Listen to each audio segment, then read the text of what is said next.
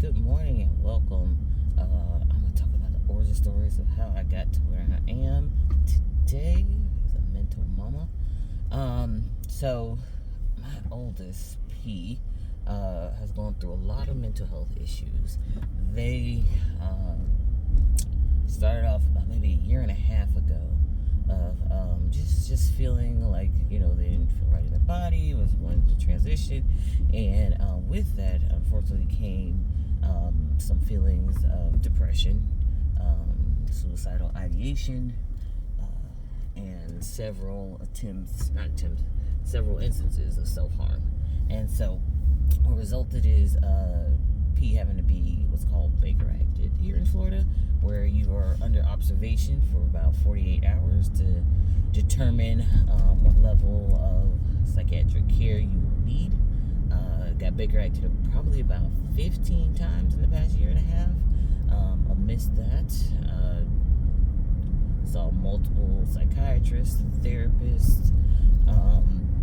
Also did about 5 months within that year and a half within a full-time residential facility, which, by the way, P hated. Said it traumatized them and never wants to go back again. And so in behaviorism, I guess it was a deterrent for P to, well, that's not true because P's still self-harming. But the point is, it's a journey, right? And throughout all that, I felt so lost, This is the child you gave birth to, given everything to you. Time, energy, money, love poured into them, and they don't want to be here anymore. It's like, why? What did I do? What could I have done to help you to see the value of you and your life and want to be here? And it felt very lonely because very few people understand this.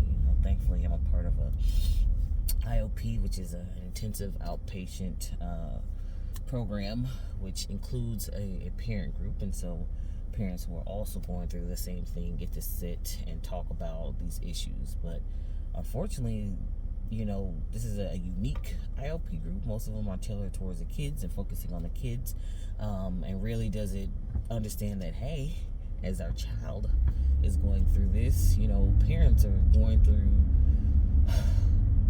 crises dealing with it, of having to navigate this, to figure out this, talk about the insurance woes and them not wanting to pay for things and having to go back and get all kind of approvals and medications and just making pleas to foundations to pay for medication because it's off-brand, because they're youth and yet still needs it, because my child's a big child, about 6 feet, 300 pounds, very big child.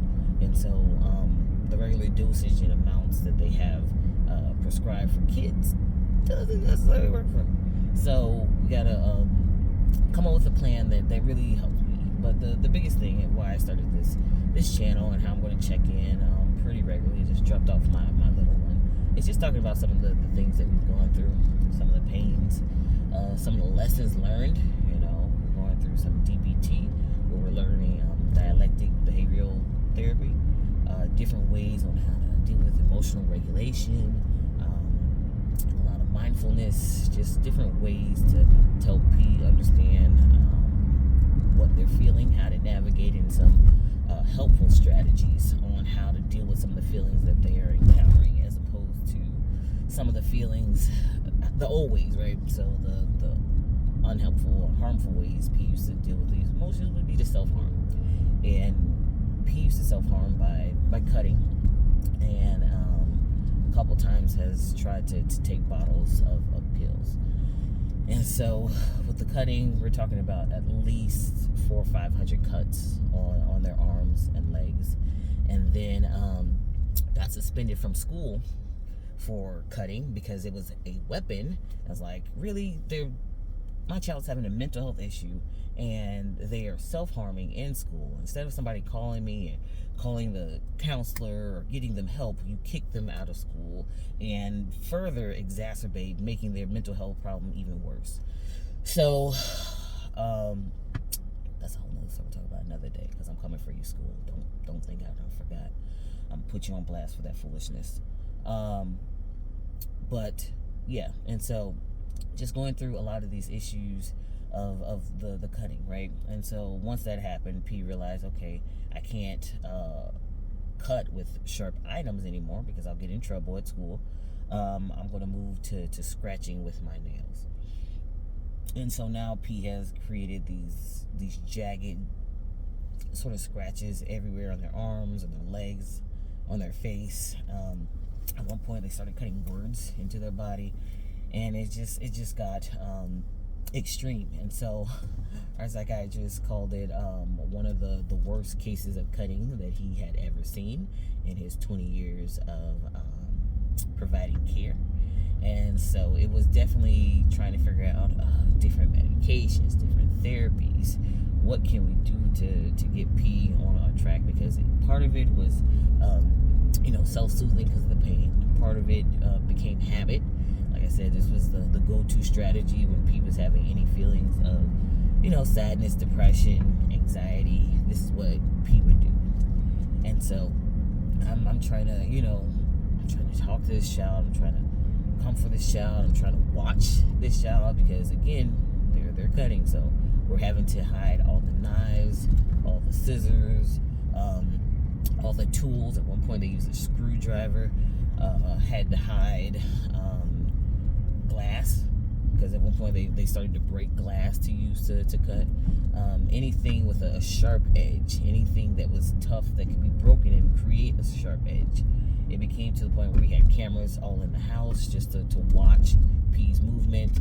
P was never, still kind of isn't, allowed to be left alone in a room for too long. There's certain rooms where we know we sort of hide the sharp objects that P's not allowed into. So P's not allowed in my room, where I keep their medication and where I keep all of my sharp things and my youngest sharp things.